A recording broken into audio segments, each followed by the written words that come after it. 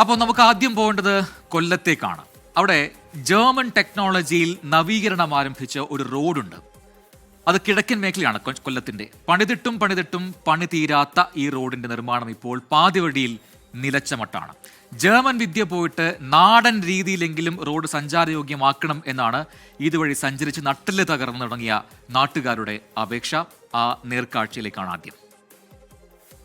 കാട്ടുപത്തനാപുരത്തെ നാട്ടുപത്തനാപുരമാക്കിയ ജനകീയനായ ജനപ്രതിനിധിയാണ് KB Ganesh Kumar. അദ്ദേഹത്തിന്റെ സ്വന്തം മണ്ഡലത്തിൽ അന്താരാഷ്ട്ര നിലവാരത്തിൽ ഒരു റോഡിന്റെ നിർമ്മാണം കുറച്ച് വർഷങ്ങൾക്ക് മുമ്പേ ആരംഭിച്ചതാണ്. ജർമ്മൻ മാതൃകയിൽ പണിയുന്ന ആ റോഡിന്റെ ഇപ്പോഴത്തെ അവസ്ഥയൊന്ന് കാണാൻ പോവുകയാണ് ഞങ്ങൾ. നാടിന്റെ അടിസ്ഥാന സൗകര്യ വികസനത്തിൽ പ്രധാനമാണ് സഞ്ചാരയോഗ്യമായ റോഡുകൾ. കൊല്ലം ജില്ലയിലെ പത്തനാപുരം, അലിമുക്ക്, പുന്നല, കറവൂർ എന്നീ കാട്ടുവഴികൾ നാട്ടുവഴിയായെങ്കിലും ഇവിടെയൊരു നല്ല സഞ്ചാരപാത ആഗ്രഹിച്ച നാട്ടുകാരെ കുറ്റം പറയാനാകില്ല. അങ്ങനെ ഇരിക്കുമ്പോഴാണ് പത്തനാപുരം MLA-യും ഗതാഗത വകുപ്പ് മന്ത്രിയുമായ KB ഗണേഷ് കുമാർ ഇവർക്ക് മികച്ച റോഡൊരുക്കാൻ രംഗത്ത് വന്നത്. വെറും റോഡല്ല, ജർമ്മൻ ടെക്നോളജിയിൽ ഒരു റോഡ്. 2 വർഷം മുമ്പ് നിർമ്മാണ പ്രവൃത്തികൾ ആരംഭിച്ച റോഡിന്റെ ഇപ്പോഴത്തെ അവസ്ഥ ഇങ്ങനെയാണ്.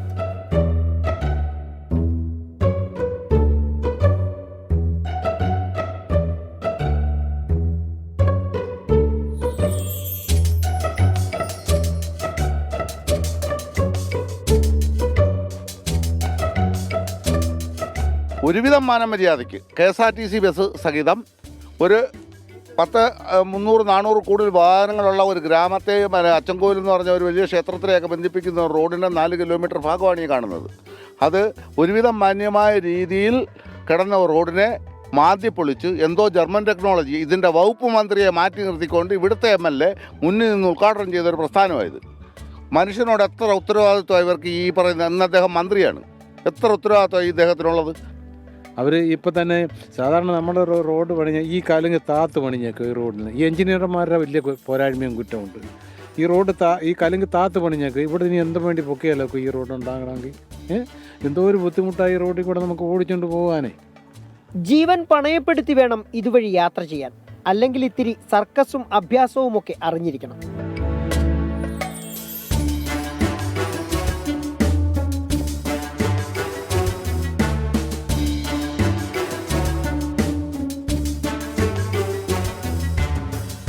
റോഡിലെ മെറ്റലുകൾ അത്രയും ഇളകി മാറി. കലുങ്കിനും ഓടയ്ക്കും വേണ്ടിയെടുത്ത കുഴികളെല്ലാം അതേപോലെ കിടപ്പുണ്ട്. കുഴികൾക്കൊപ്പം അപകട ഭീഷണി ഉയർത്തി കോൺക്രീറ്റ് കമ്പികളും. ഇതുവഴി ഓട്ടം പോകാൻ ഓട്ടോ ഡ്രൈവർമാർക്ക് പോലും ഭയമാണ്. എന്നും പണി തന്നെ വണ്ടിക്ക് ഓടുന്ന പൈസ പിന്നെ വർഷോപ്പിൽ കൊടുക്കാനുള്ളതേ ഉള്ളൂ. ഒരു കലുങ്ക് പണിയും പിന്നെ 6 മാസം അവിടെ കിടക്കും, പിന്നെ ഒരു കലുങ്ക് പണിയും പിന്നെ 6 മാസം കിടക്കും. വാഹനങ്ങൾ ഓട്ടം വിളിച്ചാൽ വരാറില്ലെന്നും വന്നാൽ ഇരട്ടി കൂലി കൊടുക്കണമെന്നും യാത്രക്കാരും പറയുന്നു. 60 രൂപ കൊടുത്ത് വരുന്ന ആട്ടോയ്ക്ക് ഇപ്പോൾ 200 രൂപ കൊടുക്കണം. 100-120 രൂപ ഒരു വണ്ടിക്കൂലി മേടിക്കും. നമ്മൾ കൊടുക്കാതിരിക്കാനും ഒക്കത്തില്ല. അങ്ങനെ സാഹചര്യത്തിൽ നമ്മൾ കിടന്ന് കഷ്ടപ്പെടുവാണ്. മലയോര മേഖലയാണ്, തൊഴിലാളികൾ കൂടുതൽ അധിവസിക്കുന്ന ഒരു മേഖലയാണ്. 100-ൽ പരം ആൾക്കാർ വൈകിട്ടാവുമ്പോൾ ഈ ജംഗ്ഷനിൽ കാണുന്നത്. ഇപ്പോൾ ഒരു 10 പേര് പോലും ഈ ജംഗ്ഷനിലില്ല. സ്കൂട്ടറിൽ ഇവിടെ വരാൻ പോലും സൗകര്യമില്ലാത്തൊരവസ്ഥയാണ്. പത്തനാപുരം ഏനാത്ത് റോഡിന്റെ അവസ്ഥയും ഏതാണ്ട് ഇങ്ങനെ തന്നെയായിരുന്നു. ഈ അനുഭവം മുൻനിർത്തിയാണ് പാതി വഴിയിൽ ഉപേക്ഷിക്കാനാണെങ്കിൽ റോഡ് പൊളിക്കരുതെന്ന് നാട്ടുകാർ ആവശ്യപ്പെട്ടത്. ഇതൊന്നും മൈൻഡ് ചെയ്യാതെ കൊട്ടിഘോഷിച്ച തേങ്ങയുടച്ച് റോഡ് പൊളിച്ചു. അവിടെ തുടങ്ങി യാത്രക്കാരുടെ കഷ്ടകാലം. ഞങ്ങളുടെ കുഞ്ഞുങ്ങൾക്ക് പള്ളിക്കൂടത്തിൽ പോകാൻ പറ്റില്ല. ഇവിടെ മറ്റെന്തെങ്കിലും ഒരു പാമ്പ് കടിച്ചാൽ പോലും ഹോസ്പിറ്റലിൽ കൊണ്ടുപോകണമെങ്കിൽ വളരെ ബുദ്ധിമുട്ടാണ്. നമ്മുടെ പുന്നല ഒരു അമ്മൂമ്മ കൊട്ടാരമുണ്ട്. അവിടെ ഞങ്ങൾക്ക് 2.5 വർഷം കൊണ്ട് ആൾക്കാരൊന്നും വരാതെ ഞങ്ങളൊക്കെ കടക്കാരെല്ലാം വളരെ പട്ടിണിയിലാണ്. എത്രയും പെട്ടെന്ന് സഞ്ചാരയോഗ്യമാക്കണം ഞങ്ങൾക്ക് അഭിപ്രായമുള്ളൂ. ഇപ്പോൾ നഷ്ടക്കണക്കുകൾ നിരത്തി കരാർ ഉപേക്ഷിക്കാനുള്ള ശ്രമത്തിലാണ് കരാറുകാരനെന്നാണ് അറിയുന്നത്. നിർമ്മാണത്തിനായി എത്തിച്ച യന്ത്രസാമഗ്രികൾ അത്രയും നീക്കിക്കഴിഞ്ഞു. വിഷയം ഏറ്റെടുത്ത വിവിധ രാഷ്ട്രീയ പാർട്ടികളൊക്കെ രംഗത്ത് വന്നിരുന്നു. ഒരു കാര്യവും ഉണ്ടായില്ല. ജർമ്മൻ ടെക്നോളജിയുടെ പേരിൽ ഈ പണി ആരംഭിക്കുമ്പോൾ നാളികേരമുടച്ചാണ്, അതായത് വിഘ്നേശ്വരന് തടസ്സങ്ങളെല്ലാം നീങ്ങിക്കിട്ടണമെന്ന് പറഞ്ഞുകൊണ്ട് നാളികേരമുടച്ചാണ് ഈ പണി ആരംഭിച്ചത്. എന്നാൽ ഈ ഉടച്ച നാളികേരം ഈ നാട്ടിലെ ജനങ്ങളുടെ ഉച്ചിയിലാണ് ഉടച്ചത് എന്ന് ഇപ്പോഴാണ് ബോധ്യപ്പെടുന്നത്. പൊളിച്ചതും പൊളിഞ്ഞതുമൊക്കെ അങ്ങനെ തന്നെയുണ്ട്. ചിലയിടത്ത് തട്ടിക്കൂട്ട് ടാറിങ്. ഈ തകർന്ന പാതയിലെ ദുരിതയാത്രയ്ക്ക് എന്ന് പരിഹാരമാകുമെന്ന ഒറ്റ ചോദ്യമാണ് ഇവിടെ എത്തിയ ഞങ്ങളോടും നാട്ടുകാർക്ക് ചോദിക്കാനുള്ളത്. അതുതന്നെയാണ് അധികാരികളോട് ഞങ്ങൾക്കും ചോദിക്കാനുള്ളത്. റോഡിൽ തന്നെ തോടും കുളവും ഒക്കെയുള്ള ഇത്ര മനോഹരമായൊരു റോഡ് ഞങ്ങൾക്ക് വേണ്ടെന്നാണ് ഇന്നാട്ടുകാർ പറയുന്നത്. നടുവൊടിയാതെ യാത്ര ചെയ്യാൻ കഴിയണം, അതുമാത്രമാണ് ഇവിടുത്തുകാരുടെ ആവശ്യം. ക്യാമറമാൻ രാജ്കിരണിനൊപ്പം സുജിത് സുരേന്ദ്രൻ, 24 കൊട്ടാരക്കര. പൊതുജനം കഴുതയല്ല സാർ.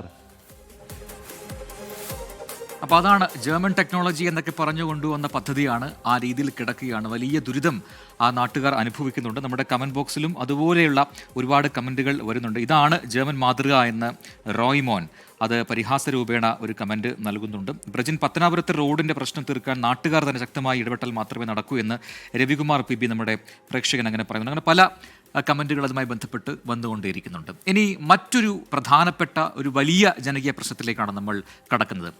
വർഷങ്ങളുടെ പഴക്കമുള്ള എറണാകുളം ഏലൂരിലെ മാലിന്യ പ്രശ്നം അതിപ്പോഴും ഒരു പരിഹാരവുമില്ലാതെ തുടരുകയാണ്.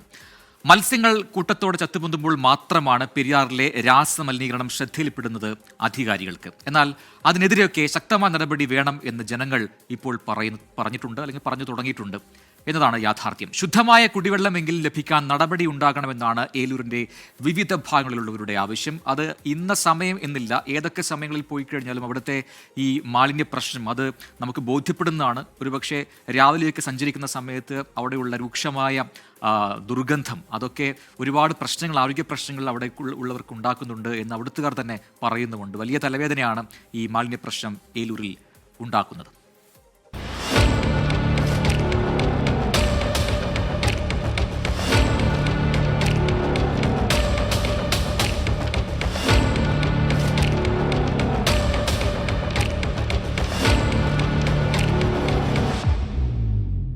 മത്സ്യക്കുരുതി കഴിഞ്ഞിട്ട് മാസങ്ങളേ ആയുള്ളൂ. പക്ഷേ CMRLന്റെ കോമ്പൗണ്ടിൽ നിന്ന് മഴവെള്ളം ഒഴുക്കിവിടാൻ എന്ന പേരിൽ നിർമ്മിച്ചിരിക്കുന്ന ചാലിലൂടെ മലിനജലം ഒഴുക്കിവിടുകയാണ്. സഹിക്കാൻ പറ്റാതെ ശ്വാസം മുട്ടുള്ള ആൾക്കാരുണ്ട്, അറ്റാക്ക് വന്ന ആൾക്കാരുണ്ട്, ഒക്കെ സഹിക്കുകയാണ്, അല്ലാണ്ട് എന്ത് ചെയ്യാനാ. എനിക്കിപ്പോൾ ക്യാൻസർ 25 കീമോ കഴിഞ്ഞിരിക്കുകയാണ്, 2 അറ്റാക്ക് വന്ന്. ഇപ്പം എൻ്റെ വാപ്പ ശ്വാസം മുട്ടാണ് മരിച്ചത്. മരിക്കേണ്ട പ്രായമല്ല ശരിക്കും. എനിക്ക് ശ്വാസം മുട്ടും പല്ലുവൊക്കെ ഉള്ളതാണ്. പിന്നെ വയറ് കത്തിയൊക്കെ, ഇലക്ട്രിക്കിൻ്റെ വയറൊക്കെ അല്ലേ, അതൊക്കെ കത്തിയ മണം, പെയിൻറ്റിൻ്റെ മണം, ഇന്ന് ചാണകത്തിൻ്റെ മണം.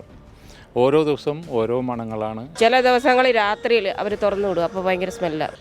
പുക വന്നിട്ട് ഞങ്ങൾക്ക് ഇങ്ങനെ ശ്വാസം മുട്ടും ഛർദിയും അങ്ങനെയൊക്കെ പറയണം. ജനൽ പോലും ഞങ്ങൾക്ക് തുറക്കാൻ പറ്റണില്ല. ഏലൂർ വ്യവസായ മേഖലയിലെ ജനങ്ങളുടെ ദുരിതം തുടങ്ങിയിട്ട് വർഷങ്ങളായി. കുടിവെള്ളത്തിലും ശ്വസിക്കുന്ന വായുവിലും കാലൂന്നി നിൽക്കുന്ന മണ്ണിൽ പോലും വിഷമാണ്. IREL, HIL, മെൽക്കസ് തുടങ്ങി നിരവധി കമ്പനികളാണ് ഏലൂരിലുള്ളത്. ഇവയിൽ പലതും അടച്ചുപൂട്ടിയെങ്കിലും ഇപ്പോഴും പ്ലാന്റുകളിൽ നിന്ന് പെരിയാറിലേക്ക് മാലിന്യ ചോർച്ച ഉണ്ടാകുന്നുവെന്ന് പ്രദേശവാസികൾ ആരോപിക്കുന്നു. ഗുരുതരമായ ആരോഗ്യ പ്രശ്നങ്ങൾ നേരിടുന്നവർ ഓരോ ദിവസവും തള്ളി നീക്കാൻ പെടാപ്പാട് പെടുകയാണ്. പക്ഷെ ഞങ്ങൾക്ക് ചേർത്തോട്ടെ, ഞങ്ങൾക്ക് 10-60 വയസ്സ് കഴിഞ്ഞ ആൾക്കാരാണ്. പക്ഷെ ഞങ്ങളുടെ കുഞ്ഞുങ്ങളൊക്കെ വളർന്നേ ഇങ്ങനെയുള്ള ഈ കമ്പനികളുടെ കാരണം. പക്ഷേ ഈ കമ്പനികളൊന്നും നിങ്ങൾ പറഞ്ഞാലോ, നിങ്ങളിത് എത്രയോ പ്രാവശ്യം ഞങ്ങളെ കൊണ്ട് ഇത് പറയിപ്പിച്ചങ്ങനെയാണ്. എന്നാലും ഇതൊന്നും നിർത്താനൊന്നും നിങ്ങൾക്കൊണ്ടൊന്നും കഴിയില്ലെന്ന് ഞങ്ങൾക്കറിയാം. എങ്കിലും ഞങ്ങൾ പറയുകയാണ്. പിന്നെ ക്യാൻസർ അങ്ങനെയുള്ള കാര്യങ്ങളൊക്കെ വന്ന് ഓരോരുത്തരെല്ലാം ഒടുങ്ങിക്കൊണ്ടിരിക്കുകയാണ്. വൈകിട്ടായി കഴിഞ്ഞിട്ടുണ്ടെങ്കിൽ ഇവിടേക്കും നിൽക്കാൻ പറ്റില്ല. പ്രത്യേകതരം ഒരു സ്മെല്ലാണ്. റബ്ബർ കത്തുന്നതാണോ എന്താണെന്നൊന്നും ആർക്കും അറിയാൻ പാടില്ല. എല്ലാവരും വരുന്നവരൊക്കെ ഇത് തന്നെ ചോദിക്കും. നല്ല സ്മെല്ലാണ്. മാലിന്യം തുറന്നുകൊണ്ട് കിടക്കും, മീൻ ചാവും, മീൻ കണ്ടമാനം ചാവൂട. അതിന് കമ്പനികൾക്കെതിരെ ഒന്നും ചെയ്യുന്നില്ല. ഈ പൊല്യൂഷൻ പറച്ചിൽ മാത്രമേ ഉള്ളൂ. ഏലൂരിൽ കൂടി യാത്ര ചെയ്താൽ തന്നെ മലിനീകരണത്തിന്റെ രൂക്ഷമായ ദുർഗന്ധം അറിയാനാകും. വായുഗുണ നിലവാരം പരിശോധിക്കാൻ സംവിധാനങ്ങൾ ഏലൂരിൽ തന്നെയുണ്ട്. എന്നിട്ടും മൂക്കുപൊത്തി ജീവിക്കേണ്ട അവസ്ഥയാണ്. പരിസ്ഥിതി പ്രവർത്തകരുടെ നിരീക്ഷണം ശക്തമായി നിൽക്കുന്നത് കൊണ്ടാണ് മലിനീകരണങ്ങൾ കൈയോടെ പിടികൂടുന്നത്. നിലവിൽ ഒരുപാട് ആരോഗ്യ പ്രശ്നങ്ങൾ ഇവിടുത്തെ ജനങ്ങൾക്കുണ്ട്. ജലമലിനീകരണവുമായി ബന്ധപ്പെട്ടുള്ള പ്രശ്നങ്ങൾ പരിഹരിച്ചാൽ മാത്രമാണ് അതൊരു നല്ലൊരു ആരോഗ്യത്തോടെ മുന്നോട്ട് പോകാൻ കഴിയുള്ളൂ. അതിന് നിലവിൽ ഇതെല്ലാം പരിഹരിക്കാനുള്ള ഒരുപാട് നിർദ്ദേശങ്ങൾ സർക്കാരിന് മുമ്പിലുണ്ട്. മലിനീകരണ നിയന്ത്രണ ബോർഡിന് മുമ്പിലുണ്ട്, ഇറിഗേഷൻ ഡിപ്പാർട്ട്മെൻറ്റിൻ്റെ മുമ്പിലുണ്ട്, ഒരുപാട് വകുപ്പുകളുടെ മുമ്പിലുണ്ട്. ഇവരെല്ലാം ഇതിന് നേരെ കണ്ണടക്കുന്നിടത്തോളം കാലം ജനങ്ങളുടെ ആരോഗ്യ പ്രശ്നങ്ങൾ വർദ്ധിച്ചുകൊണ്ടിരിക്കുകയുള്ളൂ. CMRL അടക്കമുള്ള കമ്പനികൾക്കെതിരെ പെരിയാർ സംരക്ഷണ സമിതിയുടെ ആരോപണങ്ങൾ ഉയരുന്നുണ്ട്. കുടിവെള്ളത്തിന്റെ കാര്യത്തിൽ പോലും ഏലൂരിലെ പല ഇടങ്ങളിലും ജനങ്ങളുടെ ന്യായമായ ആവശ്യങ്ങൾ പരിഹരിക്കപ്പെടുന്നില്ല. പെരിയാറിനെ വീണ്ടെടുക്കാൻ ഡയസ്വാളും സർവൈലൻസ് റോഡും നിർമ്മിക്കുക എന്ന മാർഗമാണ് പരിസ്ഥിതി പ്രവർത്തകർ മുന്നോട്ട് വയ്ക്കുന്നത്. മൂക്കുപൊത്തിപ്പിടിക്കാതെ ദുർഗന്ധപൂരിതമായ ഈ പുഴയിലൂടെ എത്ര ദൂരം മുന്നോട്ട് പോകാനാകും എന്നെനിക്കറിയില്ല. നമ്മുടെ പുഴയും മണ്ണും എന്തിന് ശ്വസിക്കുന്ന വായു പോലും മലിനമാക്കപ്പെടുമ്പോൾ അവിടെ ലംഘിക്കപ്പെടുന്നത് ജീവിക്കുവാനുള്ള സാധാരണക്കാരന്റെ മൗലികമായ അവകാശമാണ്. ക്യാമറമാൻ എ സബീത്തിനൊപ്പം അമൽ സുരേന്ദ്രൻ, 24 കൊച്ചി. പൊതുജനം കഴുതയല്ല സാർ. ഇത് ഈ ഏലൂരിൽ മാത്രമുള്ള പ്രശ്നമായിട്ട് നമുക്ക് തോന്നുന്നില്ല, ഒരുപാട് ഇടങ്ങളിലുണ്ട്. പക്ഷേ ഏലൂരിനടുത്ത് കിലോമീറ്ററുകൾ ഇപ്പോഴും മാറിക്കഴിഞ്ഞാൽ കളമശ്ശേരി, ഇടപ്പള്ളി ആ മേഖലയെല്ലാം തന്നെ പല രാത്രികളിലും ഈ പല പുലർച്ചെയുള്ള സമയങ്ങളിലൊക്കെ തന്നെ അതിരൂക്ഷമായ ദുർഗന്ധം അനുഭവപ്പെടാറുണ്ട്. അത് ഈ പറയുന്ന വ്യവസായ മേഖലയിൽ നിന്ന് വരുന്നതാണ് എന്നാണ് മനസ്സിലാക്കാൻ കഴിയുന്നത്. അപ്പോൾ പിന്നെ ആ മേഖലയിൽ താമസിക്കുന്ന ആൾക്കാരുടെ കാര്യം പറയണ്ടല്ലോ. ഇപ്പോൾ നേരത്തെ നമ്മൾ കണ്ടു, ഇത് നമ്മളായി പറയുന്ന കാര്യങ്ങളല്ല, അവിടുത്തുകാർ തന്നെ നേരിട്ട് പറയുകയാണ് അവരുടെ പ്രശ്നങ്ങൾ എന്താണ്, അവർ അനുഭവിക്കുന്ന ബുദ്ധിമുട്ടുകൾ എന്താണ് എന്നുള്ളതൊക്കെ തന്നെ. ഇപ്പോൾ ഉള്ളത് ഒരു മത്സ്യക്കൂട്ടക്കുരുതിയാണ്. അതൊരു മനുഷ്യക്കുരുതിയിലേക്ക് പോകാൻ ഈ ദിവസങ്ങൾ മാത്രമേ ഉള്ളൂ. ഒരു പക്ഷേ ഇതുപോലെ പോവുകയാണെങ്കിൽ അതൊരു പരിഹാരം വേണമെന്നാണ് അവിടുത്തുകാർ പറയുന്നത്. ഇനിയുമുണ്ട് പ്രതികരണങ്ങൾ, കാണാം. മീനൊക്കെ വെള്ളത്തിൽ കൂടെ ചത്തു പൊങ്ങാറൊക്കെ ഉണ്ട്. മലിനീകരണത്തിൻ്റെ ഭാഗമായിട്ടായിരിക്കാം എന്നാണ് വിചാരിക്കുന്നത്. ഈ രാഷ്ട്രീയക്കാർ വിചാരിച്ചു കഴിഞ്ഞാൽ ഇത് ശരിക്കും അതിനെതിരെ പ്രതികരിച്ച് അത് മാറ്റിയെടുക്കാവുന്നതാണ്. നമ്മൾ രാവിലെ ഓട്ടോറിക്ഷ എടുക്കാൻ പോകുമ്പോൾ ആ വണ്ടി മുഴുവൻ കരിയായിരിക്കും. എല്ലാ ദിവസവും ഗ്ലാസ്സിലൊക്കെ തുടച്ച് നിൽക്കിയിട്ടേ വരുള്ളൂ. കാർബൺ വന്ന് വീണാണ് നമുക്കറിയാതെ. അതൊക്കെ ശ്വാസം മുട്ടൊക്കെ ബുദ്ധിമുട്ടൊക്കെ ഉണ്ട്. വെള്ളത്തിന് പൈപ്പ് വെള്ളമാണ് എടുക്കുന്നത് കുടിക്കാൻ. അസുഖങ്ങളൊക്കെ പറയാൻ പറ്റില്ല ഉണ്ട്. ഇവിടെ എന്ന് പറയുമ്പോൾ നമ്മൾ വ്യവസായം വേണ്ടെന്നല്ല പറയുന്നത്, വ്യവസായം വേണം, അതിൻ്റേതായ കാര്യങ്ങളുണ്ട്. ഇവിടെ മനുഷ്യർക്ക് രാത്രിയിലാണെങ്കിൽ കിടക്കാൻ പറ്റണില്ല. പിന്നെ വഴിയാണെങ്കിലും മുനിസിപ്പാലിറ്റി എന്ന് പറഞ്ഞാൽ വഴിയൊക്കെ ഒന്ന് ക്ലീൻ ചെയ്യണ്ടേ, ഒന്നുമില്ല. ആൾക്കാർ വേസ്റ്റൊക്കെ കൊണ്ടുവന്ന് ഇവിടെ റോഡിലേക്ക് ഇടുകയാണ്. സർക്കാർ എന്ത് ചെയ്യണം, അത് അതിൻ്റെ പൊല്യൂഷൻ ഏകോപിപ്പിച്ച് ഇപ്പോൾ ഒരു 10 ലക്ഷം രൂപയുടെ ഒരു ഫാക്ടറി തുടങ്ങാൻ പറ്റുന്നവന് 20 ലക്ഷം രൂപ പൊല്യൂഷൻ കൺട്രോൾ ചെയ്യാൻ വേണമെന്നുണ്ടെങ്കിൽ അവനൊരു സ്ഥാപനം തുടങ്ങില്ല. മൂടി നിൽക്കണതാണ്. ചില സമയത്തൊക്കെ നല്ല ഇങ്ങനെ മഞ്ഞ് പോലെ നിൽക്കും. ഏലൂര ഫെഡോൻ്റെ അടുത്തേക്ക് ഞാൻ ഓഫീസിലേക്ക് പോകുമ്പോൾ രാവിലെ ഒരു അസ്വസ്ഥതയാണ്. അപ്പം നമ്മൾ ഓർക്കും ഇവിടെ ഉള്ളവരെങ്ങനെ ഇതൊക്കെ സഹിച്ച് നിൽക്കുന്നത്. നമ്മൾ പെട്ടെന്ന് അവിടെ നിന്ന് ഇങ്ങോട്ട് കയറിയപ്പോൾ അതിൻ്റെ ആ കാലാവസ്ഥ പെട്ടെന്ന് മാറുന്ന പോലെ ഛർദ്ദിക്കാൻ വന്ന പോലെ തോന്നാറുണ്ട്. ഇപ്പോൾ കുടിവെള്ളത്തിന് ഭയങ്കര ക്ഷാമമാണ്. ഏലൂർ ഇപ്പോൾ കുടിവെള്ളം ഇല്ല, കിണർ വെള്ളം എടുക്കാനും പറ്റില്ല, കലങ്ങി മറിഞ്ഞ് കിടക്കുന്ന വെള്ളമാണ്. ഓയിൽ കലർന്ന ഒരു ഇതാണ് കിണർ വെള്ളം. ഇവിടെയുള്ള കിണറുകളിൽ ഒന്നും തന്നെ വെള്ളം നമുക്ക് കുഴി ഇതില്ലെങ്കിൽ എടുക്കാൻ പറ്റില്ല. ഞങ്ങൾക്കിപ്പോൾ പൊതുവേ എന്ന് പറഞ്ഞാൽ മീനൊന്നും കാണാറില്ല. ഇപ്പോൾ ഇവിടുന്ന് പോയി കഴിഞ്ഞാൽ ഏകദേശം ഒരു 8 കിലോമീറ്റർ കുറെ പിഴല ഭാഗത്തോട്ടൊക്കെ മീനുള്ളു. അതുപോലെ പുഴയുടെ കളറാണെങ്കിൽ ഞാൻ ഈ ഫിഷിംഗ് ഒക്കെ നടത്തുന്ന ബോട്ട് വഞ്ചിയൊക്കെ ഉള്ള പല കളറാണ് ഓരോ ദിവസം. ചില ദിവസം നല്ല പച്ച കളറായിരിക്കും, ചില ദിവസം മഞ്ഞ കളറ്, കറുത്ത് കളറ്, അങ്ങനെയൊക്കെയുള്ള ഇതാണ്. പുറത്തേക്ക് വാതിൽ ജനലൊന്നും തുറക്കാൻ പറ്റില്ല, മണം കൊണ്ടിട്ട് ഒരു രക്ഷയില്ലാത്തതാണ്. പിള്ളേർക്കും എല്ലാവർക്കും ബുദ്ധിമുട്ട് തന്നെയാണ്. അങ്ങനത്തെ ബുദ്ധിമുട്ടില്ലെങ്കിലും തന്നെ ഇവിടെ ഒത്തിരി കാറ്റാ വെളിച്ച് വേണമെങ്കിൽ തന്നെ നമുക്ക് ജനലൊക്കെ അടിച്ചിട്ട് തന്നെയാണ് ഫുള്ളും. ഇപ്പോഴും എനിക്ക് ശ്വാസം മുട്ടാണ്, ഞാൻ അത് കാരണം കിടന്നതാണ്. മണം സൂക്ഷിക്കാനൊക്കെ ആരോട് പറഞ്ഞാലും ഒരു കാര്യമില്ല. അവരുടെ നിസ്സയാവസ്ഥയാണ് ഏറ്റവും അവസാനത്തിൽ ആ അമ്മ പറഞ്ഞത്. ആരോട് പറഞ്ഞിട്ടും യാതൊരു കാര്യവുമില്ല. ഇതിനു മുൻപും ഒരുപാട് തവണ ഇത്തരം റിപ്പോർട്ടുകൾ നമ്മൾ നൽകിയതാണ്. ഇതേ ഏലൂരിലെ പ്രശ്നം, അവിടുത്തെ മാലിന്യ പ്രശ്നം. എന്തായാലും ഒരു പരിഹാരം ഉണ്ടാകുന്ന ഒരു നിരന്തരം ആ റിപ്പോർട്ടുകൾ അധികാരികൾക്ക് മുന്നിലേക്ക് വെക്കുക എന്നതാണ് പൊതുജനം കഴുതിലെ സാർ എന്ന ഈ പരിപാടിയിലൂടെ ഞങ്ങളും ലക്ഷ്യമിടുന്നത്. നോക്കാം നമുക്ക് എന്ത് മാറ്റം കൊണ്ടുവരാൻ കഴിയുമെന്നുള്ളത്. ഇപ്പോൾ നേരത്തെ പെരിയാറിൻ്റെ കാര്യം പറയുകയാണെങ്കിൽ നമുക്ക് ഇനി പോകേണ്ടത് ചാലിയാറ് തീരത്തേക്കാണ്. അവിടെ മറ്റൊരു പ്രശ്നം അനുഭവപ്പെടുന്നുണ്ട്. ചാലിയാറിൻ്റെ കൈവഴിയായ ചെറുപുഴയിലെ വെള്ളത്തിൻ്റെ നിറം മാറിയിരിക്കുന്നു. അത് വലിയ ആശങ്കയാണ് അവിടുത്തുകാരിൽ ഉണ്ടാക്കിയിരിക്കുന്നത്. ചാലിയാറിന് കുറുകെ ഊർക്കടവിൽ ബ്രിഡ്ജിന് താഴെ സ്ഥാപിച്ച റെഗുലേറ്ററിന്റെ ഷട്ടറുകൾ പൂർണ്ണമായി അടച്ചതോടെയാണ് ഈ നിറം മാറ്റം അവിടെ വർദ്ധിച്ചിരിക്കുന്നത്. നിരവധി കുടിവെള്ള സ്രോതസ്സുകളും ജലസേചന പദ്ധതികളും പ്രവർത്തിക്കുന്ന ഇടം കൂടി അതിനാൽ ഈ ആശങ്ക കൂടുന്നുണ്ട് എന്നതാണ് നാട്ടുകാർ പറയുന്നത്. വെള്ളത്തിന്റെ നിറം മാറ്റത്തിൽ പഠനം വേണമെന്നുകൂടി പുടിയോരത്ത് താമസിക്കുന്നവർ ആവശ്യപ്പെടുന്നു. 2 ആഴ്ച മുൻപാണ് ചെറുപുഴയിലെ വെള്ളത്തിന് നിറവ്യത്യാസം കണ്ടു തുടങ്ങിയത്. പിന്നീട് ഈ നിറവ്യത്യാസം വർദ്ധിച്ചു വന്നു. വലിയ ആശങ്കയിലാണ് പുഴയോരത്ത് താമസിക്കുന്നവരും ആ പ്രദേശത്തുള്ള ആളുകളും.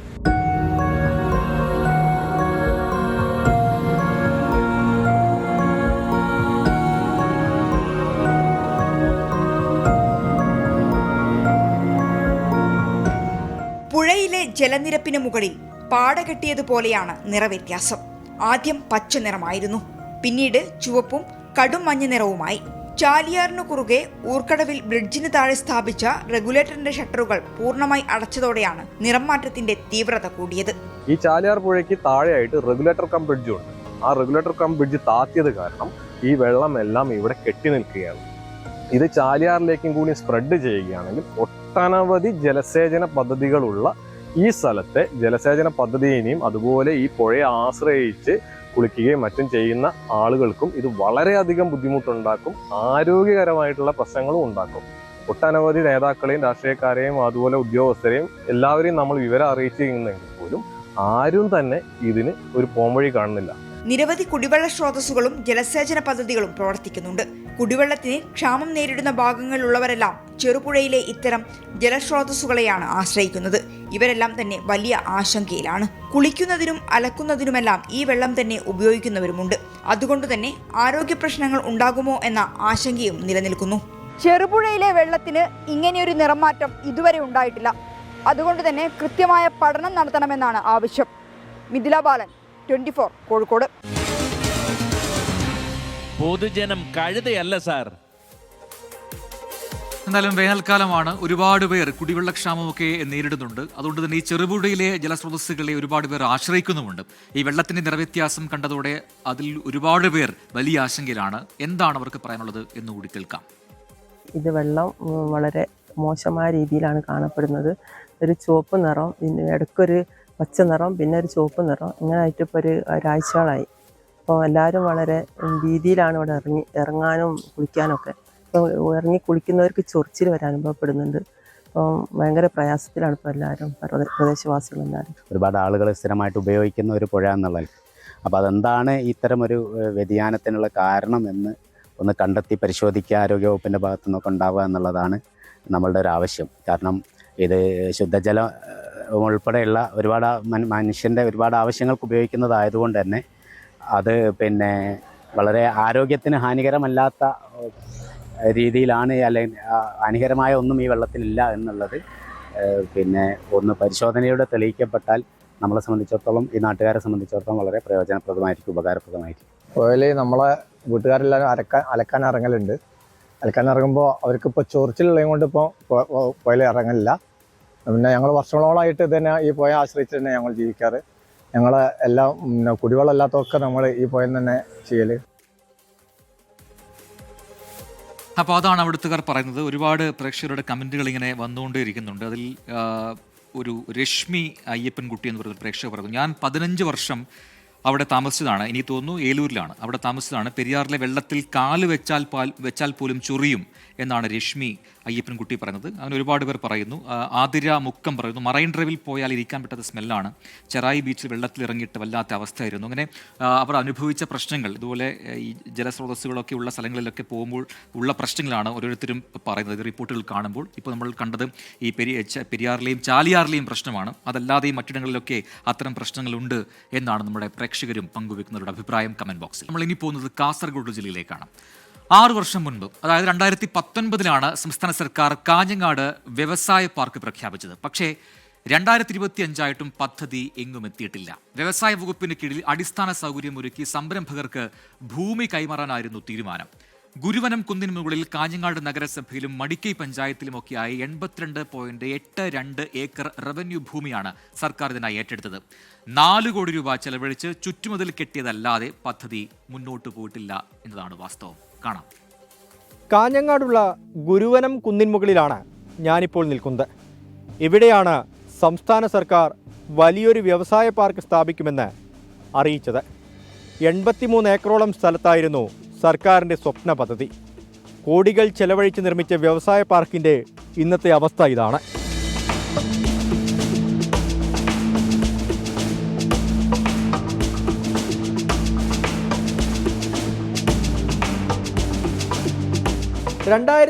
ലാണ് കാഞ്ഞങ്ങാട് വ്യവസായ പാർക്ക് സംസ്ഥാന സർക്കാർ പ്രഖ്യാപിച്ചത്.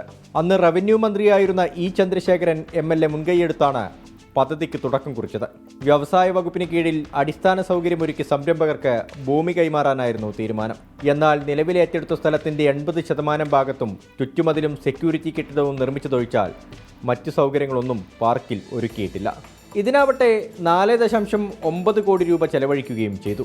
ഇവിടെ മുൻപ് പ്രഖ്യാപിച്ച ആയുർവേദ ഗവേഷണ കേന്ദ്രത്തിന്റെ നിർമ്മാണം പാതി വഴിയിൽ ഉപേക്ഷിക്കുകയായിരുന്നു. പദ്ധതി തുടങ്ങുന്നതിന് അപേക്ഷ നൽകിയവരിൽ നിന്ന് മുൻഗണന പട്ടിക തയ്യാറാക്കി 31 പേർക്ക് സെന്റിന് 10,800 രൂപ നിരക്കിൽ 55 ഏക്കർ ഭൂമി വ്യവസായ വകുപ്പ് വിട്ടു നൽകിയതായി ജില്ലാ വ്യവസായ കേന്ദ്രം അവകാശപ്പെടുന്നുണ്ട്. എന്നാൽ വ്യവസായം തുടങ്ങാനാവശ്യമായ വൈദ്യുതി, വെള്ളം, റോഡ് അടക്കമുള്ള പ്രാഥമിക സൗകര്യങ്ങൾ പാർക്കിൽ ഇതുവരെ പൂർണ്ണമായിട്ടില്ല. മടിക്കൈയുടെ മുഖച്ഛായ മാറും എന്ന് പറഞ്ഞ് സർക്കാർ കൊണ്ടുവന്നൊരു പദ്ധതിയാണ് കാഞ്ഞങ്ങാട് വ്യവസായ പാർക്ക്. നാളിതുവരെയായി ഒരു സംരംഭകരെ പോലും ഇവിടെ എത്തിക്കാൻ സർക്കാരിന് സാധിച്ചിട്ടില്ല. കഴിഞ്ഞ പിണറായി വിജയൻ സർക്കാരിൻ്റെ കാലത്ത് കാഞ്ഞങ്ങാട് നഗരസഭയിൽ ഒരുപാട് ഇത്തരം സ്ഥാപനങ്ങൾ തുറന്നതല്ലാതെ അതൊന്നും മുന്നോട്ട് കൊണ്ടുപോകാൻ സർക്കാരിന് സാധിച്ചിട്ടില്ല. കാഞ്ഞങ്ങാട് നഗരത്തിലെത്തുന്ന സ്ത്രീകൾക്ക് താമസിക്കാൻ തുടങ്ങിയ ഷീ ലോഡ്ജ് ഇന്നും തുറക്കാതെ കോടികൾ മുടക്കി അത് അനാഥമായി കിടക്കുകയാണ്. അതുപോലെ പടന്നക്കാട് ആയുർവേദ ഹോസ്പിറ്റലിലെ ഒരു കെട്ടിടം കോടികൾ മുടക്കി പണിതു. പക്ഷേ ഇന്ന് വരെയായി ഒരു രോഗികളെപ്പോലും പരിശോധിക്കുവാൻ ആ കെട്ടിടത്തിൽ നിന്ന് സാധിച്ചിട്ടില്ല. അതുപോലെ ഈ സ്ഥാപനം കൂടി തുറക്കാതെ മുന്നോട്ട് പോയാൽ ശക്തമായ പ്രതിഷേധ പരിപാടികളുമായി മുന്നോട്ട് പോകും. ലക്ഷങ്ങൾ മുടക്കി നിർമ്മിച്ച ഗേറ്റ് വഴി റോഡ് സൗകര്യം ഒരുക്കാതെ മറ്റൊരു ഭാഗത്തുകൂടി 3 കോടി രൂപ ചെലവിൽ റോഡ് നിർമ്മാണവും അനുബന്ധ പ്രവർത്തനവും നടത്താനുള്ള നീക്കം നാട്ടുകാരിൽ പ്രതിഷേധത്തിനിടയാക്കിയിരുന്നു. എന്നാൽ ഭക്ഷ്യോൽപ്പന്ന നിർമ്മാണ സംരംഭങ്ങൾക്കായി നീക്കിവെച്ച സ്ഥലത്തേക്കാണ് നിലവിലുള്ള റോഡും ഗേറ്റും ഉപയോഗപ്പെടുത്തുകയെന്നാണ് വ്യവസായ വകുപ്പിന്റെ വിശദീകരണം. സംസ്ഥാന സർക്കാർ പ്രഖ്യാപിച്ച വ്യവസായ പാർക്കിന്റെ പ്രവേശന കവാടം. വ്യവസായ പാർക്കാണിതെന്ന് മനസ്സിലാക്കാനുള്ള ഒരു ബോർഡ് പോലും ഇവിടെ സ്ഥാപിച്ചിട്ടില്ല. കോടികൾ മുടക്കി ചുറ്റുമതിലൊക്കെ നിർമ്മിച്ചിട്ടുണ്ട്. പക്ഷേ അകത്തേക്ക് കയറിക്കഴിഞ്ഞാൽ കാട് മൂടിക്കിടക്കുന്ന ഒരു കുന്നിൻചെരുവ് മാത്രം. സംസ്ഥാന സർക്കാർ ഇങ്ങനെ പ്രഖ്യാപിച്ച് പാതി വഴിയിൽ നിർമ്മാണം നിലച്ചുപോയ പല പദ്ധതികളും ജില്ലയിലുടനീളമുണ്ട്. ഇതൊക്കെ എന്ന് പ്രവർത്തന സജ്ജമാകുമെന്നാണ് ജനങ്ങളുടെ ചോദ്യം. രജീഷ് കരിവള്ളൂരിനൊപ്പം അരുൺ പാറക്കൽ, 24 കാസർഗോഡ്. പൊതുജനം കഴുതയല്ല സാർ. എന്താണ് അവസ്ഥ എന്ന് നമ്മൾ നേരിൽ കണ്ടു അല്ലേ? എന്താണ് അവിടുത്തെ ആ ഈ ചുറ്റുമുതലല്ലാതെ അതിങ്ങനെ പാറപ്പുറത്താണ്. ആ പാറ അതുപോലെ കിടക്കുകയാണ്. അത് മാത്രമല്ല വലിയ കാട് അവിടെ രൂപപ്പെട്ടിട്ടുണ്ട്. അപ്പോൾ ഇത്തരം വലിയ പദ്ധതികൾ വരുമ്പോൾ സ്വാഭാവികമായിട്ടും ഈ പദ്ധതി ആരംഭിക്കുന്നതിന് മുന്നോടിയായിട്ട് എപ്പോഴും നമ്മൾ കേൾക്കുന്നതാണ് ഈ പാർക്ക് അല്ലെങ്കിൽ ഈ ഒരു പദ്ധതി വരുന്നതോടുകൂടി ഒരുപാട് പേർക്ക് ജോലി ലഭിക്കും. സംഭവം ശരിയാണ്, വന്നു കഴിഞ്ഞാൽ ജോലി ലഭിക്കും. പക്ഷെ വരണ്ടേ? അപ്പോൾ വ്യവസായ പാർക്ക് യാഥാർത്ഥ്യമായാൽ കാസർഗോഡിൻ്റെ മുഖച്ഛായ തന്നെ മാറും എന്നായിരുന്നു ഇതുമായി ബന്ധപ്പെട്ട്, ഈ വ്യവസായ പാർക്കുമായി ബന്ധപ്പെട്ട് നേരത്തെ ഉയർന്നു വന്ന വാഗ്ദാനങ്ങളെല്ലാം. 2019 എന്ന് ഓർക്കണം. പദ്ധതി യാഥാർത്ഥ്യമാകാത്തതിന് പിന്നിൽ അഴിമതിയുണ്ട് എന്ന ആരോപണം ഇപ്പോൾ ഉയർന്നു വരികയാണ്. നോക്കാം ചില പ്രതികരണങ്ങൾ. വളരെ പ്രതീക്ഷയോടുകൂടി ഈ സർക്കാരിൻ്റെ കാലത്ത് ജനങ്ങൾ പ്രതീക്ഷിച്ച ഒരു പദ്ധതിയായിരുന്നു ഈ കാഞ്ഞങ്ങാട് വ്യവസായ പാർക്ക്. കാരണം ഒട്ടേറെ യുവാക്കൾ ഇന്ന് തൊഴിലവസരങ്ങൾ പ്രതീക്ഷിച്ചുകൊണ്ട് ഈ കാഞ്ഞങ്ങാട് മടിക്കൈ പ്രദേശങ്ങളിൽ വലിയ ഒരു പ്രതീക്ഷയോടുകൂടി ആളുകൾ നിന്നെങ്കിലും പക്ഷേ സർക്കാർ അത് മുന്നോട്ട് കൊണ്ടുപോകാൻ തയ്യാറല്ല. കാരണം സ്ഥലം ഏറ്റെടുത്ത് അതിൻ്റെ പ്രാരംഭ നടപടി തുടങ്ങിയതല്ലാതെ അതിനപ്പുറത്തേക്ക് വെള്ളമോ അല്ല വൈദ്യുതിയോ അതുപോലുള്ള ഒന്നും ചെയ്യാൻ സർക്കാർ തയ്യാറാകുന്നില്ല. ഈ 4.5 വർഷം കഴിയുമ്പോഴും ഇതുപോലെ പല പ്രഖ്യാപനവും കാസർഗോഡ് ജില്ലക്കകത്ത് ഉണ്ട് എന്നല്ലാതെ അത് സമയബന്ധിതമായി പൂർത്തിയാക്കാൻ സർക്കാരിന് സാധിക്കുന്നില്ല. അഴിമതിക്ക് വേണ്ടിയിട്ടാണ് ഈ സർക്കാർ കാഞ്ഞങ്ങാട് നഗരസഭയും കാഞ്ഞങ്ങാട് സർക്കാരും കുടപിടിക്കുന്നത്. അതുപോലെ തന്നെ മടിക്കൈ പഞ്ചായത്തിൽ അവിടെയുള്ള വികസനം എന്ന് പറഞ്ഞാൽ പുതിയ ആൾക്കാർക്ക് തൊഴിലിന് വേണ്ടിയിട്ടാണുള്ള പദ്ധതികളൊന്നും കൊണ്ടുവരുന്നില്ല. വ്യവസായ പാർക്ക് വന്നാൽ ജില്ലയിൽ തന്നെ കാസർഗോഡ് ജില്ല തന്നെ നന്നായി വരും. അതുപോലെ തന്നെ ബാംഗ്ലൂരിലെ ഇലക്ട്രോണിക് സിറ്റി എന്ന സ്ഥലം മുരടിച്ചിരിക്കുന്ന സ്ഥലത്താണ് വ്യവസായ പാർക്ക് വന്നിട്ടാണ്. ഇന്ന് ബാംഗ്ലൂർ തന്നെ വലിയൊരു പേരാണ് ഇലക്ട്രോണിക് സിറ്റി എന്ന് പറയുന്ന IT പാർക്ക് ഹബ്ബായിട്ടുള്ളത്. അതുപോലെ ഒരു IT ഹബ്ബാക്കാൻ പറ്റുന്ന ഏരിയ ആണ് മടിക്കൈ. പക്ഷേ അത് സർക്കാർ തന്നെയാണ് നിർത്തിവെച്ചിരിക്കുന്നത്. ഈ വ്യവസായ പാർക്കുകൾ പറയുമ്പോൾ തന്നെ മറ്റൊരു പദ്ധതി കൂടി പെട്ടെന്ന് ഓർമ്മയിൽ വന്നത് അത് ഈ സൈബർ പദ്ധതികളാണ്, സൈബർ പാർക്കുകളാണ്. ഈ ഗ്രാമീണ മേഖലയിലെ സൈബർ പാർക്കുകൾക്കായി 2007 വർഷങ്ങൾക്ക് മുമ്പാണ്, 2007 തൊട്ട് തന്നെ പലയിടങ്ങളിലും, ഇപ്പോൾ ഈ കാസർഗോഡ്, കണ്ണൂർ ജില്ലകളിലൊക്കെ എനിക്ക് നേരിട്ട് അറിയാവുന്ന ഒരുപാട് ഇടങ്ങളിൽ അത്തരം സ്ഥലങ്ങളുണ്ട്. ഭൂമി നേരത്തെ ഏറ്റെടുത്തുമാണ്. പക്ഷേ പിന്നീട് അത്തരം ഈ ഗ്രാമീണ മേഖലയിൽ സൈബർ പാർക്കുകൾ വന്നാൽ അത് വലിയ ലാഭമുണ്ടാകില്ല എന്നുള്ള അഭിപ്രായങ്ങൾ വന്നതോടുകൂടി അതിൻ്റെ വികസനവും അതിൻ്റെ പ്രവർത്തനവും നിർമ്മാണവും എല്ലാം പിന്നീട് എങ്ങും എത്താതെ പോയി. ഇപ്പോൾ അത് ഈ പറയുന്ന പോലെ ചെറുകിട വ്യവസായ പാർക്കുകളായി മാറ്റണമെന്നൊക്കെയുള്ള ആവശ്യങ്ങൾ ഉയർന്നു വന്നിട്ടുണ്ട്. പക്ഷേ അതിന് ചില സാങ്കേതിക കുരുക്കുകളൊക്കെ ഉണ്ടാവും. ആദ്യം ഒരു IT പാർക്കിന് വേണ്ടി നിശ്ചയിച്ച സ്ഥലം ആ രീതിയിൽ കൊടുക്കാൻ പറ്റാൻ അല്ലെങ്കിൽ മാറ്റാൻ ഒരുപാട് സങ്കീർണതകളുണ്ട്. അതിലൂടെയൊക്കെ കടന്നു പോവുകയാണ്. അങ്ങനെ ഒരുപാട് പദ്ധതികൾ തുടങ്ങാൻ പ്ലാൻ ഇടുന്നു, പക്ഷേ എവിടെയും എത്താതെ പോകുന്നു. അങ്ങനെയുമുണ്ട് നമ്മുടെ നാട്ടിൽ ഒരുപാട് പദ്ധതികൾ സർക്കാരിൻ്റെതായി. അതൊക്കെയാണ് പൊതുജനം കഴിയില്ല സാർ എന്ന പരിപാടിയിലൂടെ പ്രേക്ഷകരിലേക്ക് എത്തിക്കുന്നത്. എന്താണ് ഓരോ പദ്ധതിയും തുടങ്ങി, അതിൻ്റെ അവസ്ഥ എന്താണ്, അതെന്തുകൊണ്ട് പോകുന്നില്ല? ഇതിപ്പോൾ നമ്മൾ അഴിമതി ആരോപണം നമ്മൾ കേട്ടു. ഇനി എന്താണ് വകുപ്പുകൾക്ക്, ഗവൺമെൻറ്റിന് എന്താണ് ഇതുമായി ബന്ധപ്പെട്ട് പറയാനുള്ളത് എന്നതൊക്കെയാവും അടുത്ത ദിവസങ്ങളിൽ ഇതുമായി ബന്ധപ്പെട്ട് റിപ്പോർട്ടുകളായി നമ്മൾ മുന്നിലേക്ക് വെക്കുന്നത്. ഇപ്പോൾ വരുന്നൊരു മറ്റൊരു വാർത്തയിലേക്കാണ്. കൊല്ലം തെന്മലയിൽ KSRTC ബസ്സിൽ കടത്തിയ 7 കിലോ കഞ്ചാവ് പിടികൂടി എന്ന വാർത്ത വരുന്നു. തെന്മല എക്സൈസ് ചെക്ക് പോസ്റ്റിൽ നടത്തിയ പരിശോധനയിലാണ് കഞ്ചാവ് പിടികൂടിയത്. വർക്കല പുല്ലൂർമുക്ക് സ്വദേശി തൗഫീഖിനെ എക്സൈസ് അറസ്റ്റ് ചെയ്തിട്ടുണ്ട്. സുജിത് സുരേന്ദ്രൻ കൊട്ടാരക്കരയിൽ നിന്ന് ചേരുന്ന കൂടുതൽ വിവരങ്ങളുമായി. സുജിത്ത്, ഇപ്പോൾ ഈ ബസ്സുകളിൽ ഈ കഞ്ചാവ് കടത്ത്, ലഹരിക്കടത്ത് വ്യാപകമാവുന്നുണ്ട്. കഴിഞ്ഞ കുറച്ച് ദിവസങ്ങളായി നമ്മളത് ഈ ബസ്സിൽ പരിശോധന, ആൾക്കാരെ നേരിട്ട് തന്നെ പോയി അറസ്റ്റ് ചെയ്യുന്നു, പിടികൂടുന്നു, ഇതൊക്കെ നമ്മൾ കാണുന്നുണ്ട്. എന്താണ് ഇവിടെ തെന്മലയിൽ സംഭവിച്ചത്? പ്രജിൻ, തീർച്ചയായും കഴിഞ്ഞ കുറച്ച് ദിവസങ്ങളായി ആര്യങ്കാവ് ചെക്ക് പോസ്റ്റിൽ പോലീസും എക്സൈസും ഒക്കെ തന്നെ ഈ ഇത്തരത്തിൽ വാഹനങ്ങളിൽ ലഹരി കടത്തുന്നത് പിടികൂടുന്നതിനുള്ള പരിശോധന ശക്തമാക്കിയിരുന്നു. ഇന്നലെ 12 കിലോ കഞ്ചാവ് പിടിച്ചതിന് തൊട്ടു പിന്നാലെയാണ് ഇന്ന് ഉച്ച കഴിഞ്ഞ് 2:30 KSRTCയുടെ തെങ്കാശി കൊല്ലം അന്തർ സംസ്ഥാന ബസ്സിൽ നിന്നും ഇപ്പോൾ കഞ്ചാവ് പിടിച്ചിരിക്കുന്നത്. 7 കിലോ കഞ്ചാവാണ് പിടികൂടിയിരിക്കുന്നത്. ഇയാൾ വർക്കല താലൂക്കിലുള്ള കൊടുവൂർച്ചിറ എന്ന് പറയുന്ന പുല്ലൂർമുക്കിലെ കൊടുവൂർച്ചിറ ുള്ള ആളാണ് തൗഫീഖ്. 25 വയസ്സ് മാത്രമാണ് പ്രായം. ആന്ധ്രയിലെ തിരുപ്പതിയിൽ നിന്നുമാണ് ഇയാൾ കഞ്ചാവ് കടത്തിക്കൊണ്ടുവന്നത്. ഇപ്പോൾ ഇയാൾ കസ്റ്റഡിയിലാണുള്ളത്. ഇയാൾ ചോദ്യം ചെയ്തു വരികയാണ്. കൂടുതൽ ആളുകൾക്ക് ഇതിൽ ബന്ധമുണ്ട് എന്നാണ് മനസ്സിലാക്കാൻ സാധിച്ചിട്ടുള്ളത്. ഇയാൾക്ക് ഈ കഞ്ചാവ് എത്തിച്ചു നൽകുന്ന ആളുകളെയൊക്കെ തന്നെ കുറിച്ചുള്ള വിവരങ്ങൾ എക്സൈസിന് ലഭിച്ചിട്ടുണ്ടെന്നാണ് മനസ്സിലാക്കാൻ സാധിച്ചിട്ടുള്ളത്. ഏതായാലും ഇന്ന് ഉച്ചയോടുകൂടി ആര്യങ്കാവ് എക്സൈസ് ചെക്ക് പോസ്റ്റിൽ എക്സൈസ് സർക്കിൾ ഇൻസ്പെക്ടർ G ഉദയകുമാറിന്റെ നേതൃത്വത്തിൽ നടത്തിയ പരിശോധനയിലാണ് കഞ്ചാവുമായി ഇയാൾ പിടിയിലായിരിക്കുന്നത്. പ്രജിത്ത്. സുജിത് സുരേന്ദ്രനാണ് കൊട്ടാരക്കരയിൽ വിശദാംശങ്ങൾ നൽകിയത്. നമുക്കിനി ഒന്ന് ശ്രീകാര്യത്തേക്ക് പോകണം. തിരുവനന്തപുരം ശ്രീകാര്യത്ത് അവിടെയുമുണ്ട് ഇതുപോലുള്ള ഒരു സംഭവം. 2500 കിലോ നിരോധിത പുകയില ഉൽപ്പന്നങ്ങളുമായി അസം സ്വദേശികൾ പിടിയിലായെന്നാണ് വാർത്ത. നഗരത്തിലെ വിവിധ സ്ഥലങ്ങളിൽ ചെറിയ പാൻ ഷോപ്പുകൾ നടത്തിയായിരുന്നു ഈ ലഹരി വിൽപ്പന എന്നുകൂടി മനസ്സിലാക്കാൻ കഴിയുന്നുണ്ട്. അജീഷ് ജയകുമാർ അതിൻ്റെ വിശദാംശങ്ങളുമായി തിരുവനന്തപുരത്തും ചേരുന്നു. അജീഷ്, ഇതെന്താണ് 2500 കിലോ നിരോധിത പുകയില ഉൽപ്പന്നങ്ങളാണ് പിടികൂടിയിരിക്കുന്നത്. ഈ പാൻ ഷോപ്പുകളൊക്കെ തന്നെ നേരത്തെ നിരീക്ഷണത്തിലായിരുന്നു എക്സൈസിൻ്റെയും പോലീസിൻ്റെയും ഒക്കെ? പ്രജൻ, ഓപ്പറേഷൻ ക്ലീൻ സ്ലേറ്റിന്റെ ഭാഗമായി എക്സൈസ് സ്പെഷ്യൽ കോഡ് നടത്തിയ പരിശോധനയിലാണ് ശ്രീകാര്യത്തിൽ നിന്ന് 2500 കിലോ നിരോധിത പുകയില ഉൽപ്പന്നങ്ങൾ പിടികൂടിയിട്ടുള്ളത്. അസം സ്വദേശികളാണ് പിടിയിലായത്. അസം സ്വദേശിയായ മുഹമ്മദ് മജാറുൾ, ഇയാളുടെ സഹായിയായിട്ടുള്ള ഹാറൂൺ റഷീദ്, ഇവർ രണ്ടുപേരെയാണ് പിടികൂടിയിട്ടുള്ളത്. ഇവർ ബംഗളൂരുവിൽ നിന്നും വൻതോതിൽ ഈ നിരോധിത പുകയില വാങ്ങി കേരളത്തിൽ വിറ്റഴിക്കുന്നതായിരുന്നു. ഒരു ശ്രീകാര്യം മണിവിള എന്ന് പറയുന്ന സ്ഥലത്ത് ഒരു 2 നില കെട്ടിടം വീട് വാടകയ്ക്കെടുത്ത് അവിടെയായിരുന്നു ഈ സാധനങ്ങൾ സൂക്ഷിച്ചിരുന്നത്. അതിനുശേഷം ഇവർ നഗരത്തിൻ്റെ പ്രധാനപ്പെട്ട പല സ്ഥലങ്ങളിലും ഈ പാൻ ഷോപ്പുകൾ നടത്തിയിരുന്നു. അതുവഴിയായിരുന്നു ചില്ലറ വിൽപ്പന നടത്തിയിരുന്നത്. സ്കൂൾ കുട്ടികളെയും മറ്റുമായിരുന്നു ഇവർ വിൽപ്പനയ്ക്കായി ആശ്രയിച്ചിരുന്നത്. ഇവിടെയാണ് രഹസ്യവിവരത്തെ തുടർന്ന് എക്സൈസ് ഉദ്യോഗസ്ഥർ പരിശോധന നടത്തിയത്. ഈ പരിശോധനയിലാണ് 2500 കിലോ നിരോധിത ലഹരി ഉൽപ്പന്നങ്ങൾ പിടികൂടിയത്. ഇവർ രണ്ടുപേരെയും അറസ്റ്റ് ചെയ്തിട്ടുണ്ട്. ഇവർക്ക് പിഴയും ചുമത്തിയിട്ടുണ്ട്. അജീഷ് ജയകുമാറാണ് വിശദാംശങ്ങൾ നൽകിയത്. നമുക്ക് അടുത്ത റിപ്പോർട്ടിലേക്ക് പോവാം. വെള്ളായണി കായലെടുത്ത കൃഷിഭൂമിയുടെ നഷ്ടപരിഹാരത്തിനായി 600-ലധികം കുടുംബങ്ങൾ കാത്തിരിപ്പ് തുടങ്ങിയിട്ട് വർഷങ്ങൾ കഴിയുകയാണ്. മറ്റൊരു പ്രശ്നമാണ്. ഇന്നും പരിഹാരത്തിനായി സർക്കാർ ഓഫീസുകൾ കയറിയിറങ്ങിയാണ് പ്രദേശത്തെ പരമ്പരാഗത കർഷകരും എന്നുള്ളത് വലിയ വിഷമമുണ്ടാക്കുന്ന കാര്യമാണ്. കർഷകരിൽ നിന്ന് ഭൂമി കൈമാറ്റം ചെയ്ത് ലഭിച്ചവരും ഇതേ അവസ്ഥയാണ്. വെള്ളായണി കായൽ ശുദ്ധജല തടാകമായി സർക്കാർ പ്രഖ്യാപിച്ചതോടെയാണ് പ്രദേശത്തെ കൃഷി നിലച്ചുപോയത്. നഷ്ടപരിഹാരമെങ്കിലും സർക്കാർ അനുവദിക്കണമെന്നാണ് ഇപ്പോഴത്തെ കർഷകരുടെ ആവശ്യം. 600-ലധികം കുടുംബങ്ങൾ കൃഷി മാത്രം ഉപജീവനമാർഗമാക്കിയിരുന്ന വെള്ളായണി കായലിനോട് ചേർന്നുള്ള പ്രദേശം, കൃഷി മാത്രമുണ്ടായിരുന്ന പ്രദേശം. പക്ഷേ ഇന്ന് കഥ അങ്ങനെയല്ല. കായലിൽ മുങ്ങിപ്പോയ ഈ ഭൂമിക്കായി നഷ്ടപരിഹാരത്തിനായി ഇവർ കയറിയിറങ്ങാത്ത സർക്കാർ ഓഫീസുകളില്ല.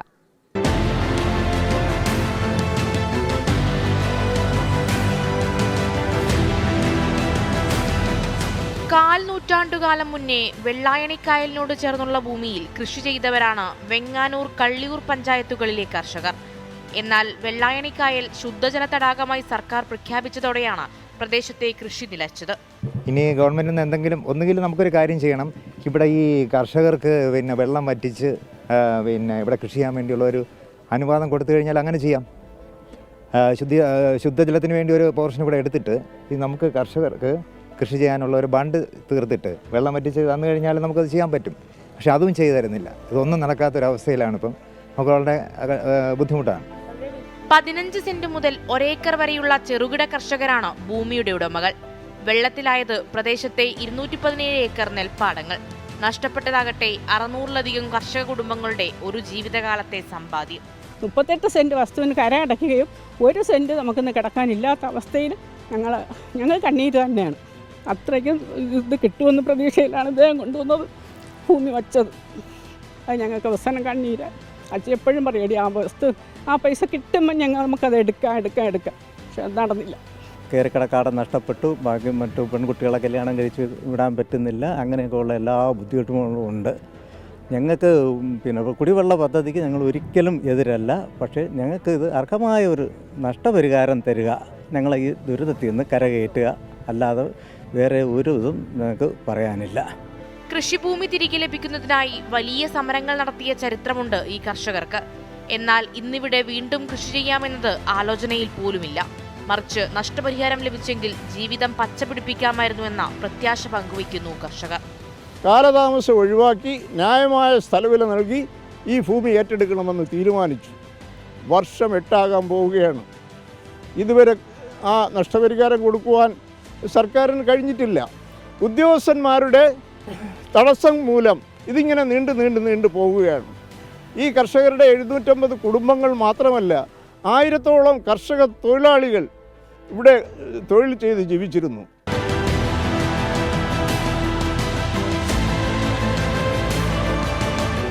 തങ്ങളുടെ കാലങ്ങളായിട്ടുള്ള സമ്പാദ്യം ഇങ്ങനെ ഈ കായലിൽ മുങ്ങി പോകുന്നത് നോക്കി നിൽക്കാനേ ഇതുവരെ ഈ പാവങ്ങൾക്ക് കഴിഞ്ഞിട്ടുള്ളൂ. മാറി വരുന്ന സർക്കാരുകൾ ഇതിന് പരിഹാരം കാണണമെന്നുള്ളതാണ് കർഷകരുടെ ആവശ്യം. ക്യാമറമാൻ സജീവനും വിഷ്ണുവിനോടൊപ്പം മേഘ്ന മുരളി, 24 തിരുവനന്തപുരം. പൊതുജനം കഴുതയല്ല സാർ. ന്യായമായ ആവശ്യമാണ്. എത്രയോ വർഷങ്ങളായി ഇതുപോലെ സർക്കാർ ഓഫീസുകൾ കയറിറങ്ങിയാണിവർ. ഇതേ കാര്യമാണ്, ഇതേ ആവശ്യം മാത്രമാണ് പറഞ്ഞുകൊണ്ടിരിക്കുന്നത്. പക്ഷേ അപ്പോഴും അധികാരികൾ അവർക്കൊപ്പം നിൽക്കുന്നില്ല എന്നതാണ് അവർ വിഷമത്തിലാക്കിയിരിക്കുന്നത്. ഇനിയിപ്പോൾ ആരോട് പോയി പറയുമെന്ന ചോദ്യം മാത്രം അവശേഷിക്കുകയാണ്. അധികാരികൾ ഇത് കാണുന്നുണ്ടെങ്കിൽ ഒരു ഇടപെടൽ അക്കാര്യത്തിൽ ഉണ്ടാകണം എന്ന് ഞങ്ങളും ആഗ്രഹിക്കുകയാണ്. ഇതിപ്പോൾ നേരത്തെ നമ്മുടെ കമന്റ് ബോക്സിൽ രഘുനന്ദനൻ എന്ന് പറയുന്ന നമ്മുടെ പ്രേക്ഷകൻ ഒരുപാട് നേരമായി ഒരു വാർത്ത ഇങ്ങനെ പറയുന്നുണ്ട്. കൊല്ലത്ത് തട്ടുകടയിൽ വെളിച്ചെണ്ണയിൽ പ്ലാസ്റ്റിക് കുരുക്കി പലഹാരങ്ങൾ ഉണ്ടാക്കിയത് കണ്ടുപിടിച്ചിട്ടും ഭക്ഷ്യസുരക്ഷാ വകുപ്പ് നടപടിയെടുത്തില്ല എന്ന ആക്ഷേപമുണ്ട്. അത് അന്വേഷിക്കുക എന്ന് രഘുനന്ദൻ തിരുമുല്ലവാരം പറയുന്നു.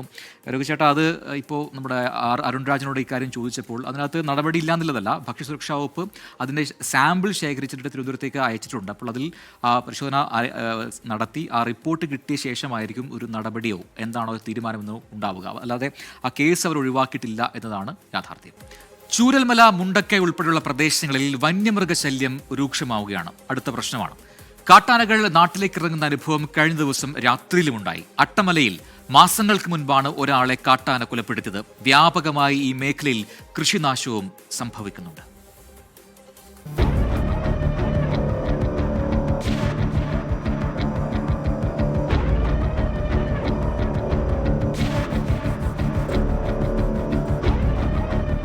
കഴിഞ്ഞ ദിവസം രാത്രിയിലാണ് ചൂരൽമലയിലെ ജനപ്രതിനിധിയായ സുകുമാരന്റെ വീടിന്റെ തൊട്ടടുത്ത് കാട്ടാന എത്തിയത്.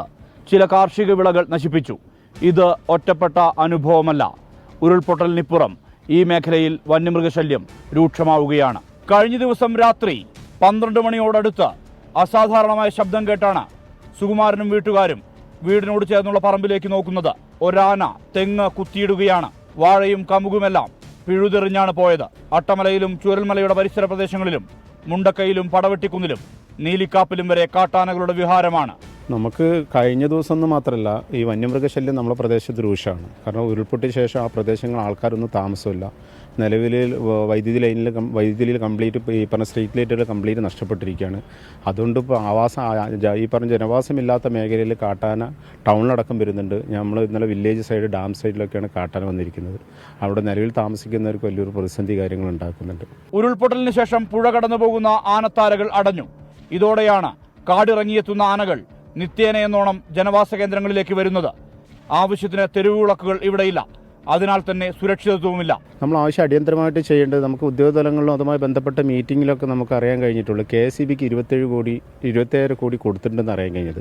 അതിൽ പറഞ്ഞിരിക്കുന്നത് ഗോസോണും നോ ഗോസോൺ ഏരിയകളിൽ കംപ്ലീറ്റ് സോളാർ ലൈറ്റുകൾ സ്ഥാപിക്കും. ഗോസോണിലുള്ള ഈ പ്രദേശങ്ങളിൽ ഈ പറഞ്ഞ പോസ്റ്റുകളിൽ ലൈറ്റുകൾ സ്ഥാപിക്കുക, അതിൽ ട്രാൻസ്ഫോമറുകൾ സ്ഥാപിക്കുക, അതുപോലെ തന്നെ മണ്ണിൻ്റെ അടി കേബിൾ ഉണ്ടാകുക, അതുപോലെ വൈദ്യുതി കൊടുക്കണമെന്നാണ് പറഞ്ഞിട്ട്. നമുക്കിതൊന്നുമല്ല ആവശ്യം. നമുക്ക് അടിയന്തരമായിട്ട് ഈ വന്യമൃഗ ശല്യം തടയാനുള്ള എന്താ മാർഗം അതുമായി ഉദ്യോഗസ്ഥന്മാർ ചെയ്യണം. അതാണ് നമുക്ക് വേണ്ടത്. അടിയന്തരമായിട്ട് ചെയ്യേണ്ടത് ഈ ലൈറ്റുകൾ, സോളാർ ലൈറ്റുകളും അതുപോലെ തന്നെ KSBയിലെ പോസ്റ്റുള്ള ലൈറ്റുകൾ എത്രയും പെട്ടെന്ന് പുനഃസ്ഥാപിക്കുക. തൊട്ടടുത്തുള്ള അട്ടമലയിൽ ആദിവാസി യുവാവിനെ കാട്ടാന ആക്രമിച്ച് കൊലപ്പെടുത്തിയിട്ട് അധികകാലമായിട്ടില്ല. വീണ്ടും ആനയടക്കമുള്ള വന്യമൃഗങ്ങൾ കാടിറങ്ങുന്നതിൽ ഭീതിയുണ്ട് ഉരുളെടുത്തു ബാക്കി വച്ച ഈ നാടിന്. റീബിൽഡ് ചൂരൽമല പൂർണ്ണമാകണമെങ്കിൽ വന്യമൃഗശല്യത്തിനുള്ള ശാശ്വത പരിഹാരം കൂടി ഉണ്ടാകണം. ഇതിനായുള്ള പദ്ധതികൾ സർക്കാർ ആവിഷ്കരിക്കണം. ഇതാണ് ഇന്നാട്ടുകാർ ഉയർത്തുന്ന ആവശ്യങ്ങൾ. മനുദാമോദരനൊപ്പം സുർജിത് അയ്യപ്പത്ത്, 24 വയനാട്. പൊതുജനം കഴുതയല്ല സാർ. എന്തായാലും ചൂരൽമലയും ഒക്കെ തന്നെ മുണ്ടക്കയും ഒക്കെ തന്നെ നമ്മുടെ മനസ്സിലുണ്ട്. അവിടെ ഉണ്ടായ വലിയ ദുരന്തം, അതിൻ്റെ ആഘാതം ഇപ്പോഴും ആ നാട് മാറിയിട്ടില്ല. അപ്പോഴാണ് മറ്റൊരു പ്രശ്നം ഇതുപോലെ അവരെ ഉലയ്ക്കുന്നത്. എന്തായാലും വ്യാപകമായ കൃഷിനാശമാണ് ഈ വയനാട് ചൂരൽമല മേഖലയിൽ സംഭവിക്കുന്നത്. രാത്രികാലങ്ങളിൽ ഭീതിയോടെയാണ് ഇവിടുത്തുകാർ ഇപ്പോഴും കഴിയുന്നത് എന്നത് മറ്റൊരു വസ്തുത. നമുക്ക് ചില പ്രതികരണങ്ങൾ കാണാം. വന്യമൃഗശല്യം എന്ന് പറഞ്ഞിട്ടുണ്ടെങ്കിൽ ഇപ്പോൾ നമ്മളെ ദുരന്തത്തിൻ്റെ വലിയ ദുരന്തമായി മാറിയിട്ടുണ്ട് വന്യമൃഗത്തിൻ്റെ ശല്യങ്ങൾ. ഇപ്പോൾ തൊട്ടടുത്ത് കഴിഞ്ഞ ഒരു 2 ദിവസം മുമ്പ് നമ്മുടെ മെമ്പർ വീടിൻ്റെ മുറ്റത്ത് ഒരു ആന വന്നിട്ടുണ്ട്. ഒരു ഐഡിയ കിട്ടുന്നില്ല ജനങ്ങളെല്ലാവരും ആശങ്കയിലാണ്. അല്ലെങ്കിൽ സർക്കാർ ചെയ്യേണ്ടത് ഈ പ്രദേശത്തുള്ള ആളുകൾ മുഴുവൻ സർക്കാർ ഇവിടെ നിന്ന് മാറ്റുക. അല്ല, ഇവിടെ താമസിക്കാൻ വേണ്ടി സർക്കാർ പറയുമ്പോൾ അതിനുള്ള അവർക്ക് പേടി കൂടാതെ ജീവിക്കാനുള്ള ഒരു സൗകര്യമെങ്കിലും സർക്കാർ ചെയ്തു കൊടുക്കണം. ഇപ്പോൾ ഭയങ്കര ബുദ്ധിമുട്ടാണ്. ഇവിടുത്തെ 90% ആളുകളുടെ ഉപജീവനമാർഗ്ഗം എന്ന് പറയുന്നത് കൃഷിയാണ്. പ്രധാന ഉപജീവനമാർഗ്ഗം. തോട്ടം, അതായത് വലിയ തോട്ടങ്ങളാണെങ്കിലും ചെറിയ തോട്ടങ്ങളും 10 സെൻറ്റ് ഉള്ളവരാണെങ്കിലും കൃഷിയാണ് ഉപജീവനമാർഗ്ഗം. ഒരു വർഷം കൊണ്ട് ഒരാൾ ഉണ്ടാക്കുന്ന കൃഷി 1 മിനിറ്റ് കൊണ്ട്, ഒരു ദിവസം കൊണ്ട് മൃഗം നശിപ്പിക്കുന്ന രീതിയിലാണ് ചെയ്യുന്നത്. അപ്പോൾ ഞങ്ങൾ കൃഷിയെങ്കിലും ഇനി ബാക്കിയുള്ള അവശേഷിക്കുന്ന സമ്പത്തെങ്കിലും സംരക്ഷിക്കാനുള്ള നടപടി സർക്കാർ എത്രയും പെട്ടെന്ന് എടുക്കണമെന്നാണ് പറയാനുള്ളത്. ഇപ്പോൾ എന്ന് പറഞ്ഞാൽ മുണ്ടക്കായി അട്ടമല ആൾക്കാരില്ല. ഈ ആൾ താമസം അല്ലാത്തതുകൊണ്ട് കാട്ടാന, മാന എല്ലാ മൃഗങ്ങളും ഇപ്പോൾ അവിടെ നിങ്ങോട്ട് പോരുകയാണ്.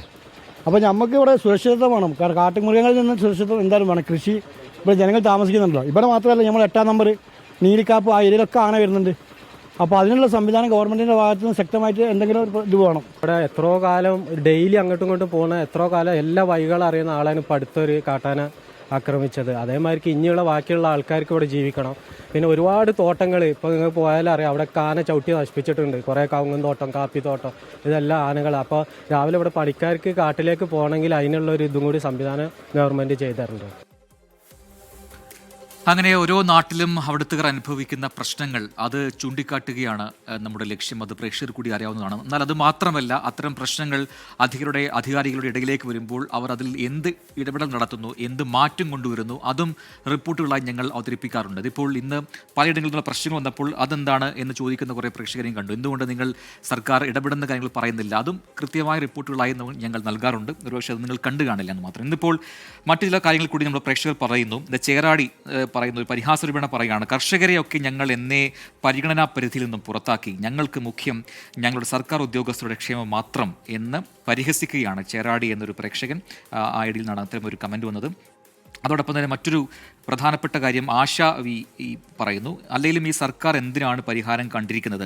കർഷകർ, വന്യമൃഗങ്ങളെ കൊണ്ട് പൊറുതിമുട്ടുന്നവർ, ഒന്നിനും ഒരു പരിഹാരം കാണുന്നില്ല. ആരോട് പറയാൻ, ആര് കേൾക്കാൻ? എല്ലാം സഹിക്കുക, അത്ര തന്നെ എന്ന് പൊറുതിമുട്ടി, അല്ലെങ്കിൽ ഇതിലൊന്നും കാര്യങ്ങളില്ല എന്ന് പറയുകയാണ് ആശ. അതോടൊപ്പം തന്നെ ഒരുപാട് അഭിപ്രായങ്ങൾ വരുന്നു. വയനാട്ടുകാരുടെ ഈ ദുരിതത്തിന് എന്താണ് ഒരു ശാശ്വതമായ പരിഹാരം എന്ന് സീന മുഹമ്മദ് ചോദിക്കുന്നു. അങ്ങനെ നമ്മുടെ പ്രേക്ഷകരെല്ലാം തന്നെ വിവിധ അഭിപ്രായങ്ങൾ പങ്കുവെക്കുന്നുണ്ട്. നമുക്ക് അടുത്തൊരു റിപ്പോർട്ട് കൂടി കാണാം. കോഴിക്കോട് കൊല്ലകൽ ദേശീയപാതയിൽ അപകടക്കെണിയൊരുക്കുകയാണ് ഒരു പാലം. അതിനെക്കുറിച്ചാണ് അടുത്ത റിപ്പോർട്ട്. താമരശ്ശേരിക്ക് സമീപത്തുള്ള വട്ടക്കുണ്ട് പാലമാണ് വാഹനയാത്രികർക്കും കാൽനടയാത്രക്കാർക്കും ഒരുപോലെ ഭീഷണിയാകുന്നത്. ചെറുതും വലുതുമായ അപകടങ്ങൾ തുടർക്കഥയായിട്ടും പാലം പുതുക്കി പണിയാനോ അപകട ബോർഡുകൾ സ്ഥാപിക്കാനോ അധികൃതർ തയ്യാറായിട്ടില്ല. ഇതുവരെ 10 പേർക്ക് അവിടെ ജീവൻ നഷ്ടമായിട്ടുണ്ട് എന്ന കാര്യം ഞെട്ടലോടെ ഓർക്കുകയും വേണം. 90 വർഷം പഴക്കമുള്ള ഈ പാലം പുതുക്കി പണിയാൻ ഇനിയും ജീവൻ പൊലിയേണ്ടതുണ്ടോ എന്ന് ജനങ്ങൾ ചോദിക്കുകയാണ്. അപകടങ്ങൾ തുടർക്കഥയായ വട്ടക്കുണ്ട് പാലമാണ് എനിക്ക് പിന്നിൽ കാണുന്നത്. 1934 പണി കഴിപ്പിച്ച പാലത്തിന്റെ ഇപ്പോഴത്തെ പ്രശ്നം വീതി കുറവും ജീർണാവസ്ഥയുമാണ്. പാലത്തിന് തൊട്ടുമുമ്പുള്ള കൊടും വളവുകളും അപകടത്തിന് കാരണമാകുന്നതായി നാട്ടുകാരും യാത്രക്കാരും പറയുന്നു. കഴിഞ്ഞ ദിവസമാണ് മൈസൂരിൽ നിന്നും പെയിന്റ് കയറ്റി വന്ന ലോറി നിയന്ത്രണം വിട്ട് വൈദ്യുതി തൂണിലിടിച്ച ശേഷം പാലത്തിൽ നിന്നും തോട്ടിലേക്ക് മറിഞ്ഞത്. ഡ്രൈവർ പരിക്കുകളോടെ രക്ഷപ്പെട്ടു. ഇത് ഒടുവിലെ സംഭവം മാത്രമാണ്.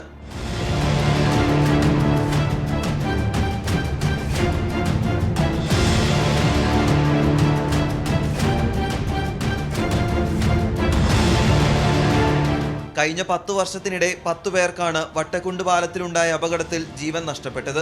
നിരവധി പേർക്ക് പരിക്കേൽക്കുകയും ചെയ്തു. കാലപ്പഴക്കം തന്നെയാണ് പ്രധാന പ്രശ്നം. 100 വർഷത്തിനടുത്തായി ഈ പാലം ഇതുവരെ അധികൃതർ കണ്ണു തുറന്നിട്ടില്ല. പല സംഘടനകളും പല നാട്ടുകാരും പല രീതിയിലും പരാതികളായിട്ടും പ്രക്ഷോഭങ്ങളായിട്ടും ഇവിടെ നടത്തി. പക്ഷേ അതിനൊന്നും ഇതുവരെ ഒരു പരിഹാരം കണ്ടിട്ടില്ല. ചർച്ച MLAൻ്റെ ഇതിലും മറ്റേതിലൊക്കെ ഇങ്ങനെ പത്രത്തിൽ വാർത്തകൾ വരുന്നുണ്ട്. ഇപ്പം വരും, പാലം ഇപ്പം വരും, ബൈപ്പാസ് ഇപ്പം വരും എന്നാണ്. അത് കേൾക്കുന്നതന്നെ ഇപ്പോൾ ഒരു 1/4 നൂറ്റാണ്ടായി. പക്ഷേ ഇതുവരെ അതിനൊരു പരിഹാരം കണ്ടില്ല. അന്ന് വാർത്ത കേട്ടോലൊക്കെ ഇപ്പോൾ മരിച്ച മണ്ണിലാട്ടിയിട്ടേ. ഭാരവാഹനങ്ങൾക്ക് കഷ്ടിച്ച് കടന്നു പോകാനുള്ള വീതി മാത്രമാണുള്ളത്. ആദ്യം പാലത്തിൽ കയറുന്ന വാഹനം കടന്നു പോകുന്നതുവരെ എതിരെ വരുന്ന വാഹനം കാത്തു നിൽക്കണം. വാഹനമില്ലാത്ത സമയത്താണ് കാൽനട യാത്രക്കാർക്ക് പോകുവാൻ കഴിയൂ. പലതവണ പരാതിയും നിവേദനം നൽകുകയും പ്രതിഷേധം സംഘടിപ്പിക്കുകയും ചെയ്തു. നടപടിയില്ലാത്ത സാഹചര്യത്തിൽ പ്രക്ഷോഭം ശക്തമാക്കാനാണ് നാട്ടുകാരുടെ തീരുമാനം. കോഴിക്കോട് നിന്നും ബംഗളൂരു, ഊട്ടി, വയനാട് ഭാഗത്തേക്കുള്ള പ്രധാന പാതയിലാണ് അപകടക്കെണിയൊരുക്കുന്ന ഈ പാലമുള്ളത്.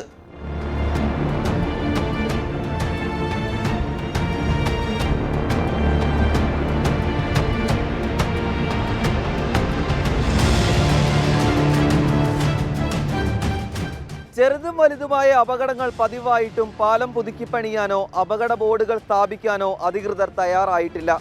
ഇനിയൊരു ജീവൻ കൂടി പൊലിയാൻ കാത്തിരിക്കാതെ പാലത്തിന്റെ അപകടാവസ്ഥ പരിഹരിക്കണമെന്നാണ് നാട്ടുകാരുടെയും യാത്രക്കാരുടെയും ആവശ്യം. രാജേഷ് വെള്ളരിക്കൊണ്ടിനൊപ്പം രാഹുൽ സുരേഷ്, 24 കോഴിക്കോട്. പൊതുജനം കഴുതയല്ല സാർ. ഒരു പാലം പുതുക്കിപ്പണിയുന്ന ആവശ്യത്തിന് 1/4 നൂറ്റാണ്ടിന്റെ പഴക്കം. ഇപ്പോഴും അധികാരികൾ തിരിഞ്ഞു നോക്കുന്നില്ല. Welcome back. ഇനി നോക്കാം ഇന്നത്തെ സ്വർണ്ണവില. ഇന്നത്തെ സ്വർണ്ണനിരക്ക് സമർപ്പിക്കുന്നത് സ്പർശ ഗോൾഡ് ആൻഡ് ഡയമണ്ട്സ്. ഡിജിറ്റലാകൂ ഇനി സ്പർശയോടൊപ്പം.